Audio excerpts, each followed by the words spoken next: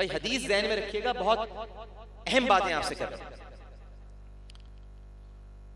सिद्दीक़ अकबर ने क्या कहा कि अगर आप हुक्म दें तो मैं अभी अपनी गर्दन काट दूं। माशाअल्लाह फरहान कादरी साहब भी तशरीफ ले आए हैं, इंशाअल्लाह ये सलाम पेश करेंगे, क्योंकि उनके नजदीक ईमान कामिल के लिए बस नबी करीम सल्लल्लाहु अलैहि वसल्लम की मोहब्बत फर्ज है।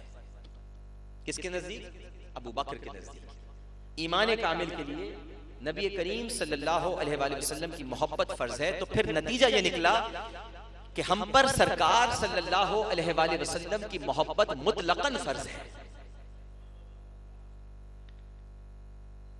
मुतलकन फर्ज है।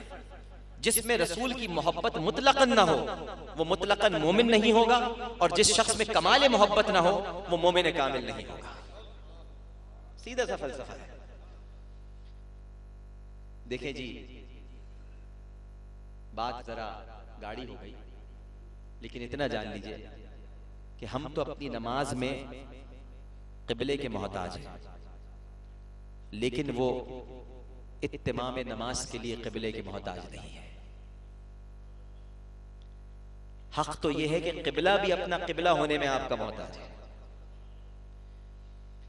आप जब तक मस्जिद अक्सा में या मस्जिद अक्सा की तरफ मुतवज्जे रहे वो आपका क़िबला रहा, और जब आपने काबे को क़िबला बनाना पसंद किया तो अल्लाह ताला ने उसे आपका क़िबला बना दिया। आज काबतुल्लाह की ये ताज़ीम, चार सू से उसकी जुस्तजू, खल्क का हुजूम और अजदहाम, ये सब आपके चश्मे करम का तसद्दुक है। आप काबे की तरफ तवज्जो ना फरमाते तो उसे ये अज़मतें कहां से मिलती हैं। और हजरत दाता गंज बख्श अली हिजवेरी रहमहुल्लाह ताला क्या कहते हैं? वो क्या कहते हैं, सुन लीजिए। वो कहते हैं कि आपके जिस्म का क़िबला काबा है और आपकी रूह का क़िबला ज़ाते इलाही है। आपके जिस्म का क़िबला काबा है और आपकी रूह का क़िबला खुद ज़ाते इलाही है, और अल्लाह का क़िबला आपकी ज़ात है। अल्लाह का क़िबला आपकी ज़ात है, यानी आपकी रूह अल्लाह ताला की ज़ात की तरफ और अल्लाह की ज़ात आपकी तरफ मुतवज्जे रहती है।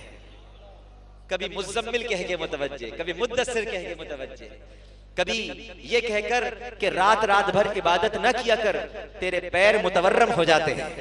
कभी इस तरह मुतवज्जे कि हम देख रहे हैं तेरा आसमान की तरफ चेहरा करना। कभी इस तरह मुतवज्जे कि कंकरियां तूने नहीं फेंकी थी प्यारे, हमने फेंकी थी।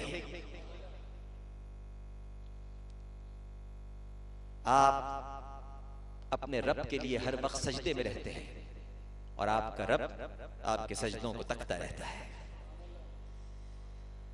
बस मालूम हुआ कहां हम और कहां रसूल सल्लल्लाहु अलैहि वसल्लम।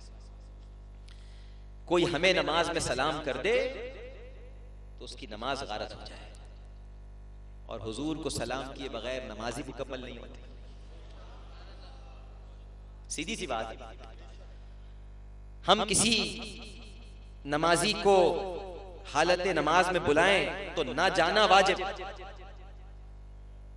हम किसी नमाजी को हालत नमाज में बुलाएं तो ना जाना वाजिब, और सरकार किसी नमाजी को हालत नमाज में बुलाएं तो जाना वाजिब। हम क़िबले के मोहताज, क़िबला उनका मोहताज। हम किसी से नमाज में बात करें तो नमाज टूट जाए, और सरकार किसी से नमाज में बात करें तो नमाज कायम ही ना हो बल्कि कामिल हो जाए। हम क्या और हमारी हैसियत, अंबिया अलैहिमुस्सलाम भी उन जैसे नहीं है। हमारी क्या हैसियत। मैदान हश्र में दुनिया देखेगी, नाजरीन और सामीन, दुनिया देखेगी कि जब अल्लाह अज़्ज़ व जल जलाल में होगा और किसी नबी को अल्लाह सुब्हानहू व तआला से याराए सुखन नहीं होगा, कोई ज़बान शिफात के लिए इल्तिजा नहीं करेगी, उस वक्त अल्लाह सुब्हानहू व तआला की जनाब में कोई शिफात करेगा तो वो सिर्फ सरकारुल आलमीन सल्लल्लाहु अलैहि वसल्लम होंगे। यानी ये वाज़े हो गया कि इस कायनात में नबी करीम सल्लल्लाहु अलैहि वसल्लम का कोई मुमासिल नहीं। अब इससे एक गुमान पैदा होता है, और बाज लोग हम जैसे उस शाख के बारे में ये ख्याल करते हैं और इसकी तशहीर करते हैं कि हम नबी करीम सल्लल्लाहु अलैहि वसल्लम को जिनसे बशर से मबूस नहीं मानते और आपको चांद और सूरज की तरह कोई नूरी मखलूक मानते हैं। ये इल्जाम सरासर गलत है। आपकी हकीकत क्या है, इससे बहस करना हमारा मनसब नहीं है।